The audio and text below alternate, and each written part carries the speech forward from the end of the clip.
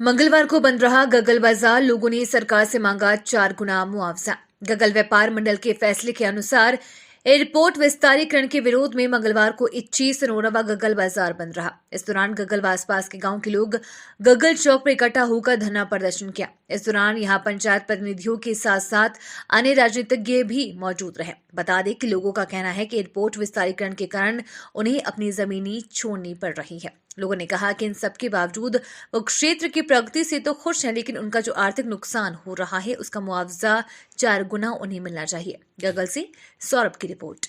इस दुख की घड़ी में वो सभी इनके साथ शामिल हों, तो मैं आपका आभार प्रकट करता हूँ। इतनी संख्या में पूर्ण रूप से बाजार भी बंद किया है और सभी यहाँ पे उपस्थित भी हुए हैं।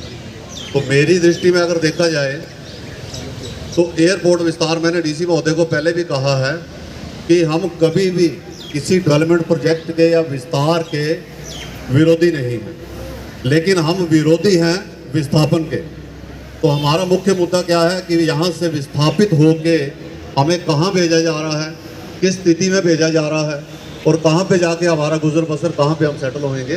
तो हमेशा से हम विस्थापन के विरोध में रहे हैं, विस्तार के नहीं।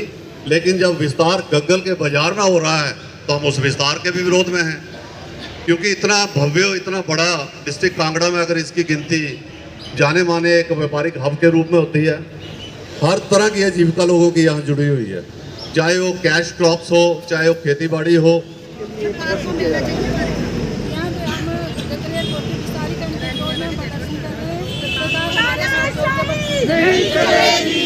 जबरन ही हमारे व्यापार हमारे सोचा जा रहा है, हमें ये बताया जा रहा है कि आप सब कुछ ले तो रहे हैं, लेकिन आप दे क्या रहे हैं। इतनी हमने मीटिंग अटेंड की है, लेकिन ना अधिकारियों का रवैया ठीक है, ना सरकार का रवैया ठीक है। ना इस वक्त तक हमारे पास कोई सरकार का नुमाइंदा बात करने आया, ना ही कोई ऐसा कोई बहुत बड़ा आदमी आया जिसने हमें ये बताया हो कि भाई आपसे हम ये चीज़ चाहते हैं, लेकिन हम आपको देंगे क्या, हम आपको देना क्या चाहते हैं। जब ये चीज़ें क्लियर नहीं है तो हम विस्तारीकरण क्यों होने दें?